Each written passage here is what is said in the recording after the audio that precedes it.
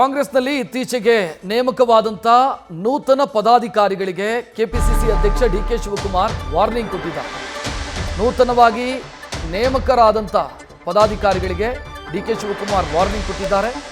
ಕೆಲಸ ಮಾಡಲಿಲ್ಲ ಅಂತಂದ್ರೆ ನೀವೆಲ್ಲರೂ ಕೂಡ ಮಾಜಿ ಆಗ್ತೀರಿ ಅಂತ ಎಚ್ಚರಿಕೆ ಕೊಟ್ಟಿದ್ದಾರೆ.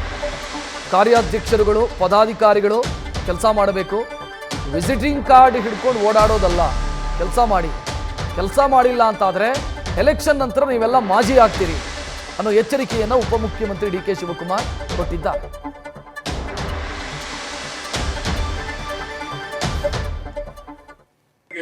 A leader is one who create leaders, not followers. ಅದಕ್ಕೆ ನಾವೆಲ್ಲ ಕೂಡ ಹೆಜ್ಜೆಯನ್ನ ಹಾಕೊಂಡು ಇವತ್ತು ನಾವೆಲ್ಲ ಹೊರಟಿದ್ದೇವೆ. ಇವತ್ತು ಒಂದು ದೊಡ್ಡ ಜವಾಬ್ದಾರಿ ನಿಮ್ ಮೇಲೆಲ್ಲ ಇದೆ, ನಮ್ಮ ಮೇಲೆಲ್ಲ ಇದೆ. ಈಗ ಪದಾಧಿಕಾರಿಗಳು ಹೊಸದಾಗಿ ಆಯ್ಕೆ ಆಗಿದ್ದಾರೆ.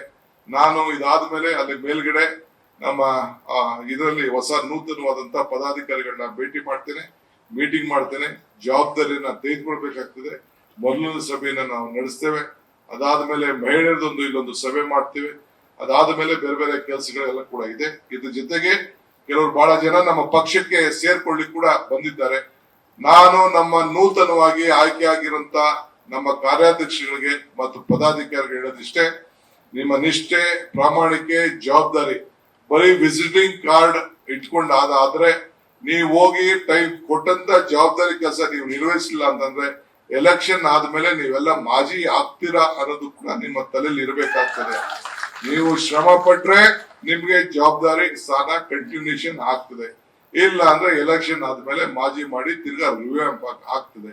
ಎಷ್ಟ್ ದಿನ ನಾನು ಇರ್ತೀನೋ ಇಲ್ಲೋ ದಟ್ ಇಸ್ ಆಲ್ಸೋ ಇಮ್ಮೆಟೀರಿಯಲ್. ಈ ಸ್ಥಾನದಲ್ಲಿ ಇರೋಂತ ಸಂದರ್ಭದಲ್ಲಿ ನೀವು ಹೋಗ್ಬೇಕು, ದುಡಿಬೇಕು, ಹೋಗ್ಬೇಕು. ಅಲ್ಲಿ ಹೋಗಿ ಅಬ್ಸರ್ವರ್ ಅನ್ಕೊಂಡು ನಾನು ಆಫೀಸ್ ಬೇರೆ ಹೋಗಿ ನನಗೆ ರೂಮ್ ಕೊಡಿ, ನನ್ ಕಾರ್ ಕೊಡಿ ಅಂದ್ರೆ ನೀವ್ ಯಾರು ಮಾಡಕ್ ಹೋಗ್ಬೇಡಿ. ಯಾರು ನಿಮ್ ರೂಮು ಕೊಡುದಿಲ್ಲ, ಕಾರು ಕೊಡುದಿಲ್ಲ. ನಿಮ್ ಕಾರಲ್ಲಿ ಹೋಗ್ಬೇಕು, ನಿಮ್ಮ ರೂಮ್ ತೆಗೆದುಕೋಬೇಕು, ಅಲ್ಲಿ ಇಟ್ಕೊಂಡು ಸಂಘಟನೆ ಮಾಡ್ಕೊಂಡು ನೀವು ಕೋಆರ್ಡಿನೇಟ್ ಮಾಡ್ಬೇಕು. ಅಲ್ಲಿ ಲೀಡರ್ಗಿರಿ ಮಾಡೋಕಲ್ಲ, ಕೋಆರ್ಡಿನೇಟ್ ಮಾಡಕ್ಕೆ, ಹೊಸಬ್ರನ್ನ ಸೇರ್ಸಕ್ಕೆ, ಹೊಸ ಪೀಳಿಗೆನ ಆಡ್ ಮಾಡ್ಲಿಕ್ಕೆ ನೀವೆಲ್ಲ ಕೂಡ ನೀವು ಕಾರ್ಯಕ್ರಮವನ್ನು ರೂಪಿಸ್ಬೇಕು. ನ್ಯೂಸ್ ಫಸ್ಟ್ ನಿರ್ಭೀತಿಯಿಂದ ನಿಮ್ಮ ಪರವಾಗಿ.